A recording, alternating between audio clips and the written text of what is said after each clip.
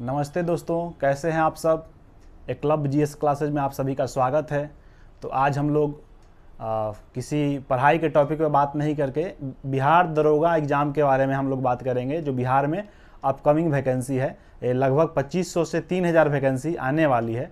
उसी के बारे में हम लोग चर्चा करेंगे। इसका क्या सिलेबस होता है, क्या फिजिकल रिक्वायरमेंट होता है, क्या रिटन का कट ऑफ होता है, क्या बुक लिस्ट होगी, इसी के बारे में हम लोग चर्चा करेंगे। ऐसे तो स्टूडेंट के लाइफ में कभी संडे नहीं होता है। स्टूडेंट को हर दिन 7 दिन पढ़ाई करना पड़ता है, कंसिस्टेंसी बनाए रखनी पड़ती है। लेकिन चलिए, आज हम लोग संडे के दिन है तो थोड़ा बिहार दरोगा के स्ट्रेटजी के बारे में चर्चा करते हैं। चलिए फिर देखते हैं। बिहार दरोगा, जिसे हम लोग सब इंस्पेक्टर भी कहते हैं, इसके साथ साथ सार्जेंट की भी वैकेंसी आती है। बिहार दरोगा एवं सार्जेंट। तो इसका जो एग्ज़ाम होता है, एक रिटन एग्ज़ाम होता है और एक फिजिकल शारीरिक परीक्षा होता है। तो पहले रिटन एग्ज़ाम होता है। रिटन में जो लोग क्वालिफाई करते हैं, और पहले पीटी एग्ज़ाम में क्वालिफाई करते हैं, फिर मेंस में क्वालिफाई करते हैं, उसके बाद उनका फिजिकल होता है। और फिजिकल होने के बाद, फिजिकल में पास करने के बाद वो उनका मेडिकल परीक्षण होता है और फिर मेरिट लिस्ट बनाया जाता है। तो चलिए, सबसे पहले हम लोग पीटी के बारे में, पीईटी फिजिकल इफिशिएंसी टेस्ट के बारे में जानते हैं, जो शारीरिक दक्षता परीक्षा होता है। उसके बारे में थोड़ा सा जान लेते हैं। ऐसे तो रिटन के बाद शारीरिक दक्षता की परीक्षा होती है, लेकिन शारीरिक दक्षता और शारीरिक रिक्वायरमेंट क्या होती है उसके बारे में थोड़ा सा हम लोग जान लेते हैं। जो भी लोग दरोगा का फॉर्म भरने वाले हैं, भरना चाहते हैं, बिहार दरोगा में शामिल होना चाहते हैं, दरोगा बनना चाहते हैं, तो उसके लिए सबसे पहले उनको एक तो ग्रेजुएट होना चाहिए, उनको स्नातक की डिग्री होनी चाहिए, स्नातक या समकक्ष। उसके बाद उनके लिए कुछ फिजिकल रिक्वायरमेंट है। जैसे कि पुरुष उम्मीदवार कोई हैं तो उनके लिए ऊंचाई जो होनी चाहिए, उनकी शारीरिक ऊंचाई 165 सेंटीमीटर होनी चाहिए। मैं ये जो बोर्ड पे लिखा हूँ, ये सब यूआर कैटेगरी के लिए, अनरिजर्व कैटेगरी के लिए है। इसमें जो रिजर्वेशन के अनुसार हर कैटेगरी के लिए थोड़ा थोड़ा छूट का भी प्रावधान होता है। तो ऊंचाई में पुरुष कैटेगरी के लिए 165 सेंटीमीटर है और महिला के लिए 160 सेंटीमीटर है। फिर उनका जो रनिंग होता है, दौड़ होता है, वो 1600 मीटर का होता है। 1600 मीटर का दौड़ होता है कितने समय के लिए?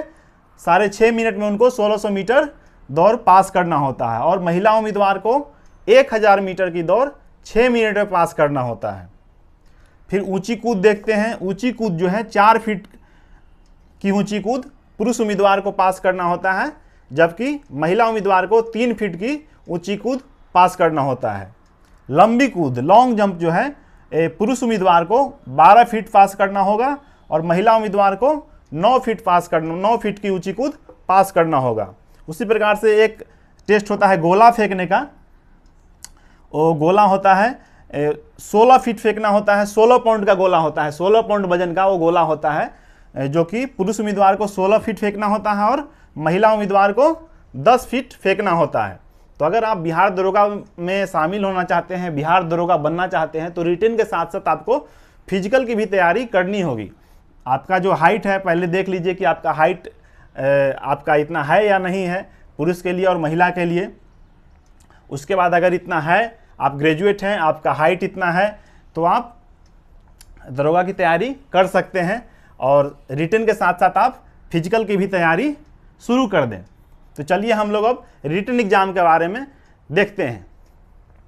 रिटन जो एग्जाम होता है वो 2 चरणों में होता है, प्री और मेंस, पीटी और मेंस। प्रीलिमिनरी टेस्ट प्लस जब प्रीलिमिनरी टेस्ट पास करते हैं उसके बाद उनका मेंस होता है। तो जो पीटी का जो सिलेबस होता है और मेंस का सिलेबस होता है, लगभग सेम होता है। पीटी में सिर्फ एक पेपर होता है जीएस का, जो 100 क्वेश्चन का होता है। हर क्वेश्चन 2 मार्क्स के होते हैं, इसलिए 200 नंबर का 100 क्वेश्चन होता है। हर क्वेश्चन 2 मार्क्स का होता है, तो 200 नंबर का 100 क्वेश्चन पीटी में आता है। और मेंस में जो है 2 पेपर होता है।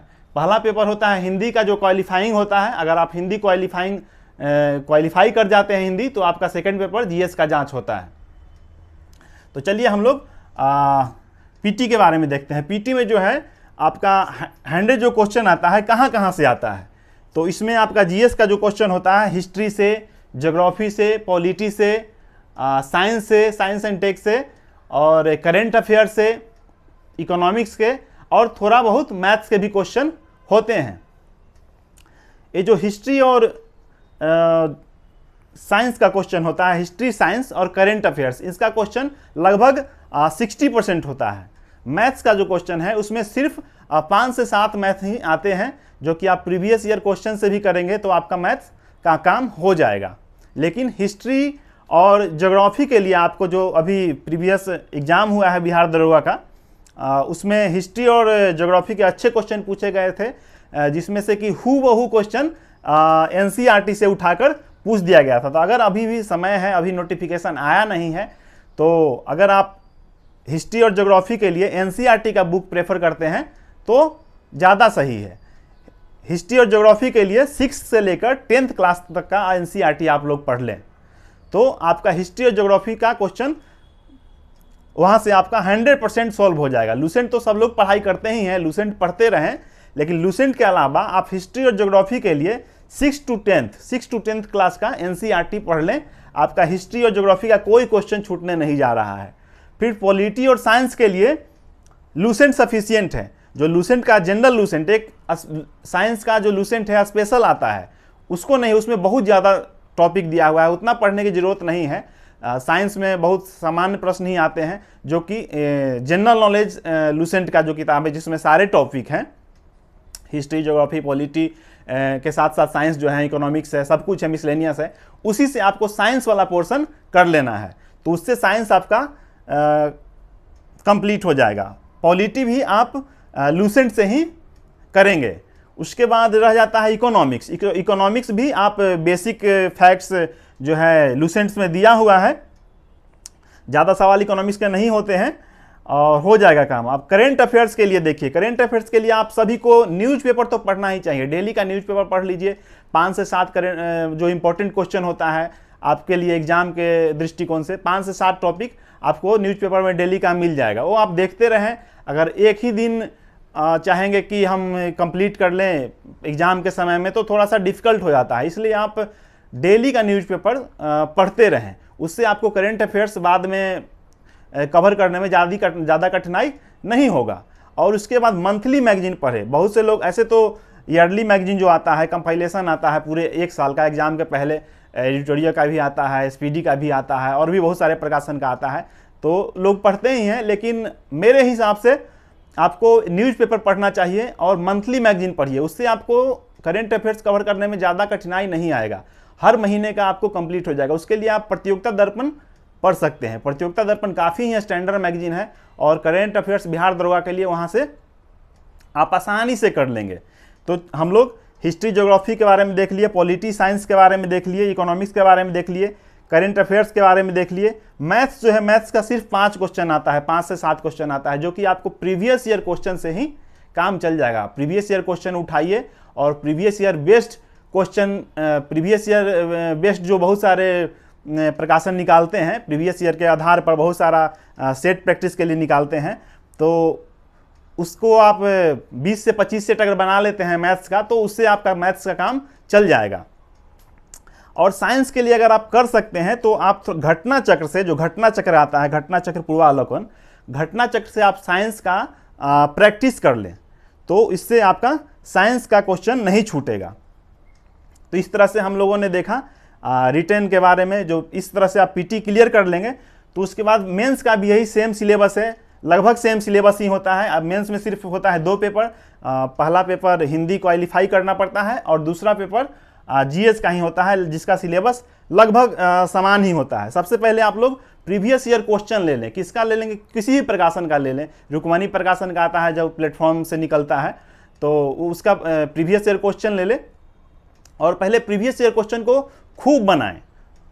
आप 10 बार प्रीवियस ईयर क्वेश्चन बना जाए, आपको एक एक क्वेश्चन जवान पे होना चाहिए कि किस परीक्षा में जो है कौन सा क्वेश्चन आया था। इससे आपको बहुत मदद मिलेगा पढ़ने में, क्वेश्चन को छांटने में कि कहाँ से क्या पढ़ना है, किसको छोड़ना है क्वेश्चन को। तो क्वेश्चन बैंक आप लोग जरूर ले लें और प्रीवियस ईयर क्वेश्चन आप देखें। प्रीवियस ईयर क्वेश्चन से लगभग 25% सवाल जो है आपको प्रीवियस ईयर क्वेश्चन से ही आ जाते हैं। 25%, 20 से 25% सवाल प्रीवियस ईयर क्वेश्चन से रहते ही रहते हैं। इसलिए प्रीवियस ईयर क्वेश्चन को आप लोग अपना हथियार बनाएं और उसी के अनुरूप आप तैयारी करें। चलिए हम लोग मिलते हैं अगले टॉपिक में। जय हिंद।